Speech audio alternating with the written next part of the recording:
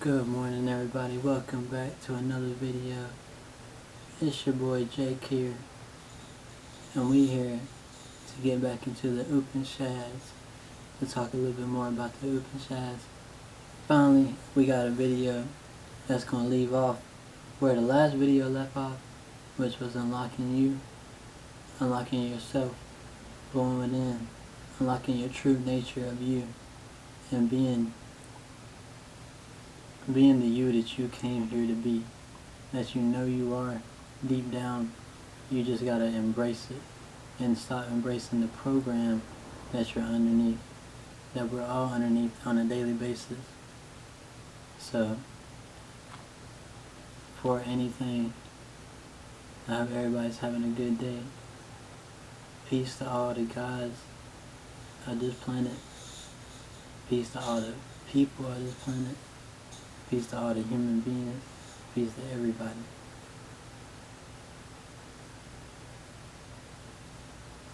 Now, we're going to be into the Upanishads here. And we're going to start off right here. We're going to start off where we left off, actually. Starting off with, then this there is nothing higher. That is the goal, the highest abode of peace and bliss. This Atman self, which we're talking about, going within you, hidden in all beings, does not shine forth, but it is seen by subtle seers through keen and subtle understanding. If it dwells in all living beings, why do we not see it? Because the ordinary man's vision is too dull and distracted and too programmed. It is visible to those alone whose intellect has been purified by constant thought on the Supreme, and whose sight therefore has become refined and sharpened.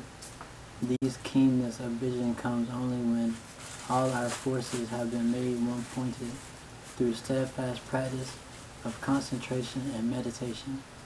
So we must go within, meditate, completely practice through concentration on the Atman, the self, which is hidden in all beings, which will shine forth if you allow it to shine forth.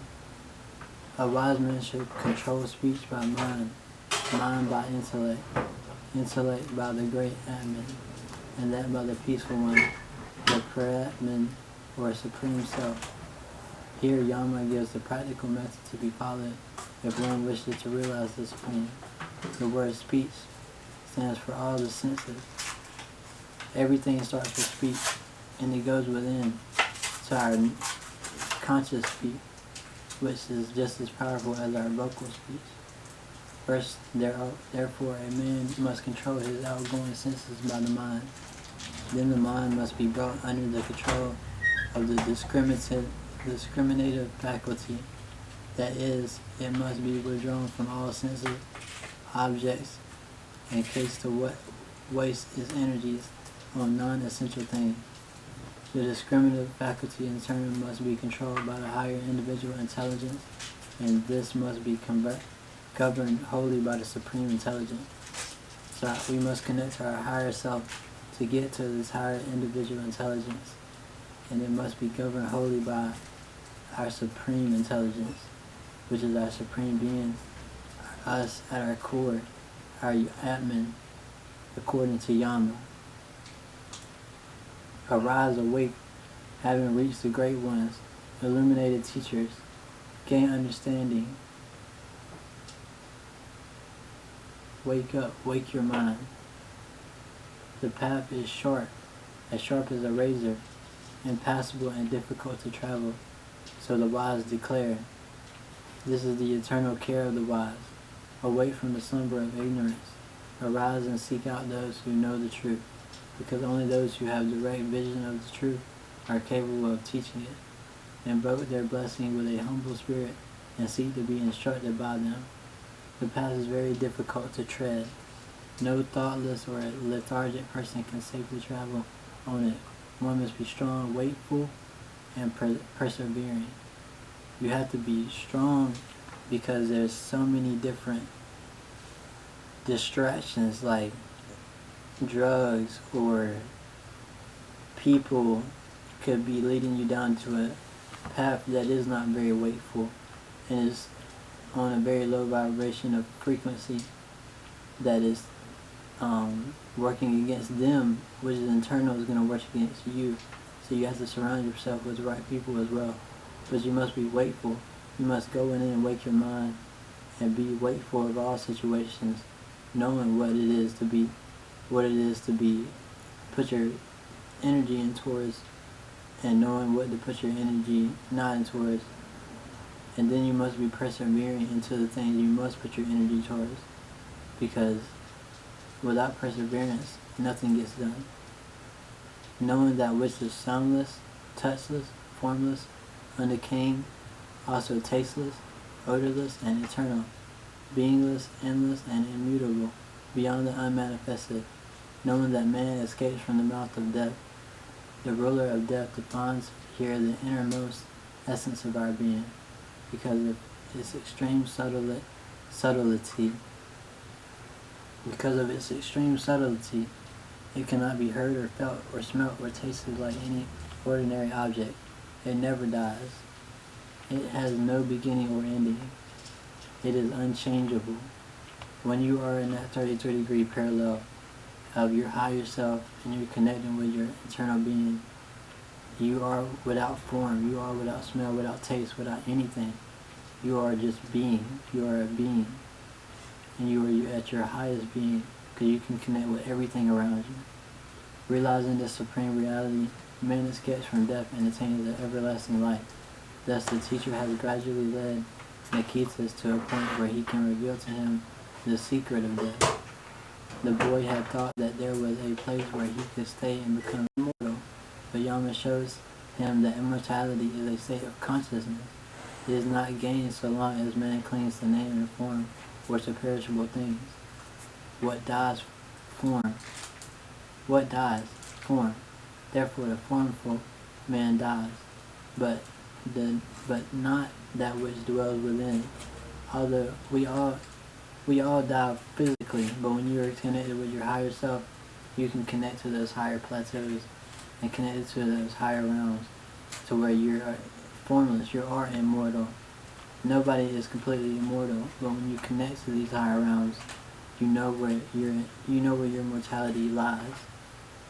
Although inconceivable, subtle, the sages have always made an effort through similes and analogies to get some idea of the inner self or the God within. They have described it as being beyond mind and speech, too subtle for ordinary perception, but not beyond the range of purified vision.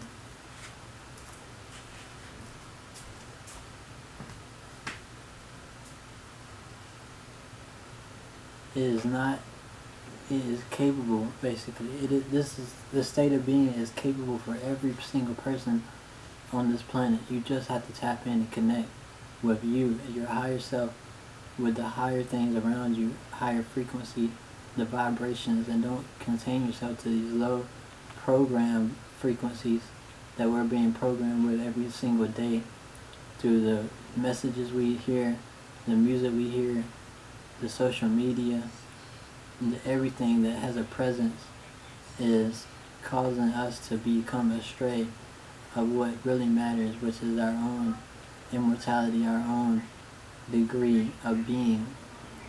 The intelligent man who has heard and repeated the ancient story of Nikitas told by the ruler of death is glorified in the world of Brahman. He who with devotion recites the highest secret of immortality before an assembly of Brahmins, pious men, or at the time of Sharada, funeral ceremony, gains everlasting reward. He gains everlasting rewards. The self-existent created, the senses outgoing. For this reason, man sees the external, but not the inner Atman self. Some wise men, however, desiring immortality with eyes turned away from the external, sees the Atman within. When you're constantly in the present and you're constantly just getting distracted by things, you cannot see within. You cannot go within to your internal being and see what's going on and what's happening. You have to be attached to yourself and knowing what's going on around you. You have to be aware and have knowledge of what's going on in those realms so you can be safe even past death. But that's all we got here today, y'all. Thank y'all for tuning in. I hope y'all have a good one. We're going to have more videos come up like this. We're at the 10-minute mark already. But we don't want them to be too long or be too short at all. That's why we get them the videos longer each time. And I'm going to try to do it where it's 8 minutes to 10 minutes to 14 minutes. Then we'll repeat and go back to 8 minutes, 10 minutes to 14 minutes. So the next lecture will be even longer. But thank y'all for tuning in. This is another thing on unlocking you and going within and unlocking that the 33 degree parallel version of you that you can be, and show the world that you do have potential and you can become an immortal being just through these practices. Thank y'all for tuning in. Until the next video, y'all have a peaceful one. Peace to all the guys, peace to all the humans, peace to everybody on this planet. And then thank you all for tuning in. Like I said, until next time, peace.